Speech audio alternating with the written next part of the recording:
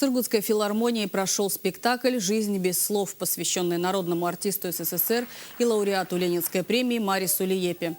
История жизни и любви выдающегося танцовщика, рассказанная из первых уст его дочерью, знаменитой балериной, народной артисткой России Илзой Лиепа.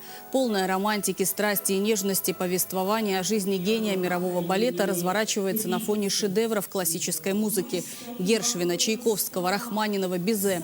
Участие в представлении приняли приглашенная солистка Римской оперы Евгения Красилова, лауреат международных конкурсов пианист-виртуоз Максим Пурыжинский, симфонический оркестр Сургутской филармонии под управлением кавалера Серебряного почетного креста Венгрии, дирижера Ксении Жарко. Отец всю свою жизнь прославлял русское искусство по всему миру. Он любил русскую деревню, собирал русские иконы, большую часть своей жизни прожил в Москве.